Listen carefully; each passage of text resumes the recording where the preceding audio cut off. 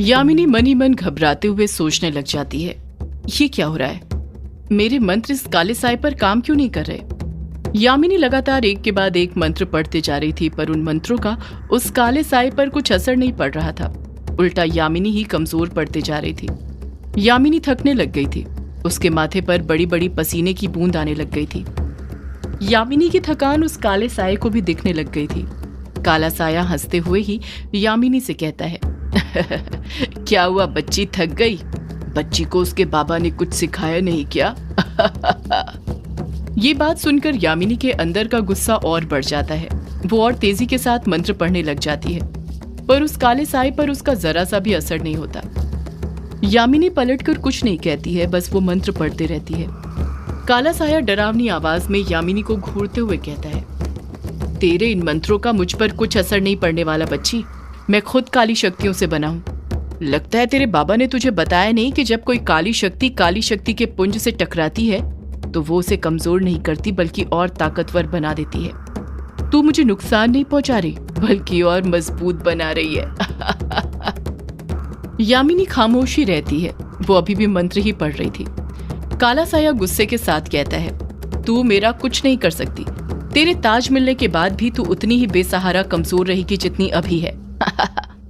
उस काले साए की हंसी आसमान में गूंजने लग जाती है और उसकी हंसी के साथ ही ग्रेवयार्ड कोठी के ऊपर जो काले बादल मंडरा रहे थे वो गरजने लग जाते हैं। ऐसा लग रहा था जैसे वो काले बादल भी उस काले साए की हंसी में शामिल हो रहे हैं, उसके साथ गरजते हुए हंस रहे हो। काला साया अपनी बात आगे जारी रखते हुए कहता है, माना तू भी यक्षिणी है, पर तू ये कैसे भूल गई कि तू भी एक अभिशापित यक्षिणी है। यक्षिणी के रूप में एक डायन है, डायन, और एक डायन मेरा कुछ नहीं कर सकती। उसकी काली शक्तियों से मेरा अंत नहीं हो सकता। इस पृथ्वी लोक की सारी काली शक्तियां मेरी हैं। मैं उन्हीं काली शक्तियों से बना हूं, और जब इस लोक के वासी उन काली शक्तियों, काले जादू टोने का अपनी महत्वाकांक्षाओं के लिए उपयोग करते हैं तो वो मुझे और मजबूत करते हैं और शक्तिशाली और ताकतवर बनाते हैं। जैसे ही काला साया ये बात बोलता है तो उसकी बात सुनकर यामिनी के मंत्र पढ़ने की रफ्तार खुद कम होने लग जाती है, जैसे वो खुद हार मानने लग गई हो। उसका मनोबल टूट गया था। काला साया यामिनी को घूरते हुए कहता है, तुझे पता है, सालों पहले तेरी तरह ही उसने भी मेरा अंत करने की कोशिश करी थी। उसे भी लगा था वो मेरा किस्सा खत्म कर देगी, मार देगी मुझे, पर मेरा अंत करने के चक्कर में। इतना कहकर काला साया खुद चुप हो जाता है।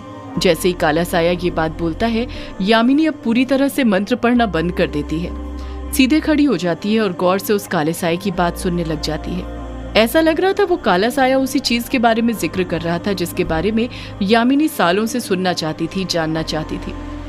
काला साया कुछ सोचते हुए बड़बड़ाता है, वो मुझे मारना चाहती थी, पर तू जानती है मैंने उसके साथ क्या किया? यामिनी उस काले साए की पीली डरावनी आंखों में देखते हुए कहती है, क्या किया तूने? काला साया खुन्नस भरे लहजे में कहता है, मैंने उसे मारा नहीं बल्कि उसे कैद कर दिया, उसे तड़पने के लिए छोड़ दिया, और आज भी वो तड़प रही है, चीख रही है, चिल्ला रही है, पर कोई उसकी आवाज नहीं सुन पाता, तू भी नहीं। जैसे ही यामिनी ये बात सुनती है वो कुछ इमोशनल हो जाती है। उसकी आंखें नम होने लग जाती हैं। यामिनी नम आंखों के साथ नम लहजे में कहती है, कहाँ है? काला साया चालाकी भरे अंदाज में कहता है, तू उसके पास जाना चाहती है, मिलना चाहती है उससे? यामिनी की नम आंखों में अब आंसू स्पष्ट दिखने लग गए थे। वो इतनी इमोशनल हो गई थी कि कुछ कह नहीं पा रही थी, बस हाँ में अपना सिर हिला देती है। काला साया तुरंत बोल पड़ता है, मैं तुझे उसके पास ले जाऊंगा, पर ऐसे नहीं, वैसे ही जैसी हालत में वो है आज, अभी इसी वक्त मैं तेरे साथ भी वही करूंगा जो मैंने उसके साथ किया था। काले साए के चुप होते ही मंजर में अचानक से खामोशी छा जाती है, खौफ की खामोशी। काला साया डरावनी आवाज में उस खामोशी को तोड़ते हुए यामिनी से कहता है, कैद कर दूंगा तुझे भी उसी की तरह। यामिनी कुछ समझ पाती कि वो काला साया क्या करने वाला है, उससे पहले ही काला साया फुर्ती के साथ ग्रेवयार्ड कोठी के ऊपर जो काले बादल मंडरा रहे थे उनकी तरफ देखता है और मंत्र पढ़ते हुए अपना उल्टा हाथ उन बादलों की तरफ बढ़ाता है। जैसे ही धुएं से बना काले साए का हाथ बादलों तक पहुंच जाता है, उसी वक्त यामिनी के चारों तरफ एक के बाद एक धड़ाधड़ बिजली गिरना शुरू हो जाती है। जैसे ही एक बिजली गिरती है, यामिनी के सामने बड़ी सी बिजली की मीनार खड़ी हो जाती है। वो बिजली जैसे जैसे गिरती जा रही थी, यामिनी के चारों तरफ बिजली के मीनार का घेरा बनते जा रहा था। ये वही बिजलियां थीं जो उस रात युग और डायना को खिड़की से दिखाई दी थी, जिसको देखकर उन दोनों ने अंदाजा लगा लिया था कि बंगला मुडा गांव में कुछ न कुछ तो बुरा जरूर हो रहा था। इसी रात डायना यामिनी को बद्दुआएं दे रही थी, अभिमन्यु के साथ बुरा करने के कारण। कहते हैं एक डायन की बद्दुआ सबसे जल्दी लगती है। ये उसी का असर था कि यामिनी कैद हो रही थी और उस काले साए के चंगुल में फंस रही थी। उस काले साए की बात सुनने के बाद यामिनी इतनी इमोशनल हो गई थी कि वो कुछ समझ नहीं पा रही थी कि उसके आसपास क्या हो रहा था और ना अपना बचाव कर पा रही थी। जैसे ही यामिनी के चारों तरफ बिजली की मीनारें खड़ी होती हैं, एक जोरदार बिजली उस मीनारों के बीचों बीच गिरती है और वो बिजली के मीनार कांच में बदलते हैं और अगले ही पल यामिनी एक कांच की बोतल के अंदर कैद हो जाती है। वो कांच बिजली से बने हुए थे जिसमें बिजली दौड़ रही थी। यामिनी अपने हाथों से उस कांच को तोड़ने की कोशिश करने लग जाती है पर नहीं तोड़ पाती है। यामिनी चीखते हुए कहती है, निकालो बाहर, निकालो मुझे यहाँ से, बाहर निकालो। यामिनी के चीखने की आवाज सुनकर वो काला साया हंसने लग जाता है और हंसते हुए ही कहता है, हाँ बिल्कुल ऐसे ही, वो भी ऐसे ही चीखती है। तेरी चीख तो और भी अच्छी है, उससे भी अच्छी। तुझे पता है मुझे इस दुनिया में सबसे ज्यादा प्यार किससे है? औरतों की चीखों से। मुझे औरतों की चीख सुनना बड़ा पसंद है, फिर वो चीख दर्द से कराहने की हो या फिर यामिनी अपना हाथ बोतल पर मारती रहती है, उसे तोड़ने की कोशिश करती रहती है पर नहीं तोड़ पाती है। यामिनी तड़पते हुए कहती है, बाहर निकाल, बाहर निकाल मुझे, काला साया फिर कहता है, हाँ ऐसे ही चीखते रह, मुझे चीख पसंद है, तेरी तड़प अच्छी लगी और मैं चाहता हूँ तेरी ये तड़प और बढ़े। तू उससे मिलना चाहती है ना, पर मैं तुझे उससे नहीं मिलाऊंगा, उसका चेहरा तक नहीं दिखाऊंगा, क्योंकि मैं ये तड़प और बढ़ाना चाहता हूँ। तेरी दर्द से कराती हुई चीख और सुनना चाहता हूँ। चीख बच्ची चीख और चीख। यामिनी गुस्से के साथ काले साए को घूरते रहती है, जैसे अपने अंदर बदले की आग भर रही हो। यामिनी जिस बड़ी सी बोतल में कैद थी वो छोटी होने लग जाती है और वो बोतल इतनी छोटी हो जाती है कि किसी के भी हाथ की पकड़ में आसानी से आ जाए। वो बिजली की शक्ति से बनी हुई बोतल नॉर्मल बोतल की तरह दिखने लग जाती है। यामिनी फिर चीखते हुए बोतल को तोड़ने की कोशिश करते हुए कहती है, इसी चीख के साथ यामिनी अपने अतीत की यादों से बाहर आ जाती है। इस वक्त वो कुएं के पास युग, अभिमन्यु और कछुए के साथ खड़ी थी। यामिनी ने युग, अभिमन्यु और कछुए को सिर्फ ये बताया था कि वो ताज नहीं ले पाई थी, जिस कारण उस काले साए के हाथ वो बिजली की शक्ति से बनी बोतल के अंदर कैद हो गई थी। ये बात नहीं बताई थी कि उसके और काले साए के बीच आखिरी वक्त में क्या बातें हुई थी। वो किसका जिक्र सुनकर इमोशनल हो गई थी। यामिनी की पूरी बात सुनने के बाद अभिमन्यु उस पर फिर शक करते हुए कहता है, मतलब ये हुआ कि तुम ताज लेने आई थी और उस काले साए ने तुम्हें ताज लेने से पहले ही कैद कर दिया। वो नहीं चाहता था कि ताज तुम्हारे हाथ लगे।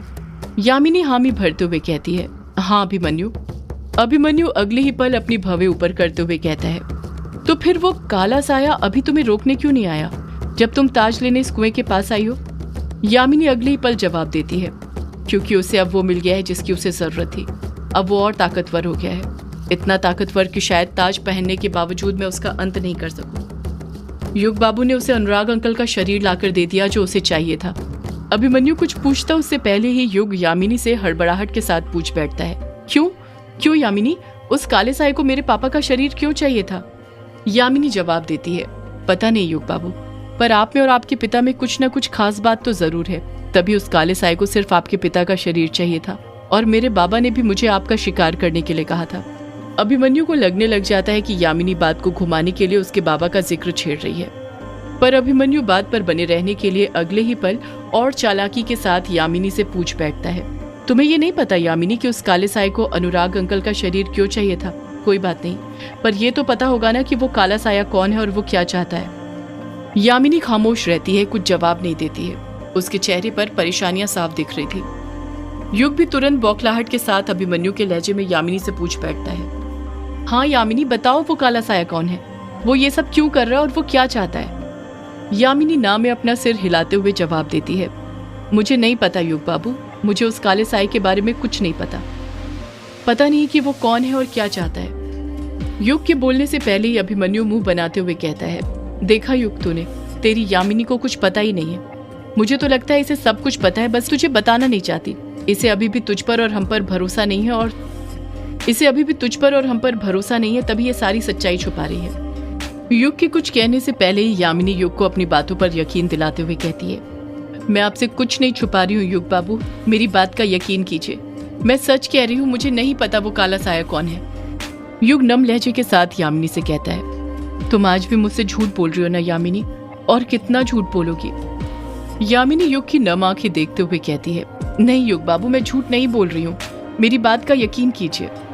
युग कहता है, कैसे कर लो यामिनी तुम्हारी बातों पर यकीन? तुम खुद जानती हो तुमने हर बार मुझसे कुछ न कुछ छुपाया है और आज भी छुपा रही हो। यामिनी ना में अपना सिर हिलाते हुए कहती है, नहीं युग बाबू, मैं कुछ नहीं छुपा रही हूँ, मैं सच कह रही हूँ। मुझे नहीं पता वो काला साया कौन है और क्या चाहता है। युग कुछ चिढ़ते हुए कहता है, कैसे यामिनी, कैसे नहीं पता? तुम यक्षिणी हो ना, और तुम्हें ही नहीं पता कि वो काला साया कौन है? यामिनी अगले ही पल पलटकर भावनाओं में बहते हुए कहती है, हाँ युग बाबू, नहीं पता, क्योंकि मैं वो यक्षिणी नहीं हूँ जो यक्षिणी आप मुझे समझ रहे हैं। जैसे ही यामिनी ये बात बोलती है, युग, अभिमन्यु और कछुआ तीनों के पैरों तले जमीन खिसक जाती है। यामिनी ने एक ऐसी बात कह दी थी जिसके बारे में वो कभी सपने में भी नहीं सोच सकते थे कि ऐसा कुछ भी हो सकता है। यामिनी आक्रोश में ही अपनी बात को आगे जारी रखते हुए कहती है, मैं वो यक्षिणी नहीं हूँ जिसे सदियों पहले भक्षाणर ने पृथ्वीलोक पर बुलाया था। मैं कामेश्वरी यक्षिणी नहीं हूँ। युग यामिनी को एकटक नजर से देखते हुए कहता है, अगर तुम कामेश्वरी यक्षिणी नहीं हो तो फिर कौन हो यामिनी? यामिनी जानती थी कि अब सारी सच्चाई बताने का वक्त आ गया था। आज उसे युग को वो सच बताना होगा जिसे वो सालों से छुपाते हुए आ रही थी, वो सच जो उसके और उसके बाबा के सिवा कोई नहीं जानता था। युग यामिनी पर दबाव बनाते हुए कहता है, बोलो यामिनी, ऐसे चुप मत रहो, बोलो कौन हो तुम? यामिनी एक लंबी आह भरते हुए कहती है, युग बाबू, मैं कामेश्वरी यक्षिणी की बेटी हूँ। यामिनी। युग हैरानी के साथ कहता है, क्या कहा तुमने यामिनी? तुम यक्षिणी की बेटी हो? अभिमन्यु भी हैरानी के साथ कहता है, पर ऐसा कैसे हो सकता है?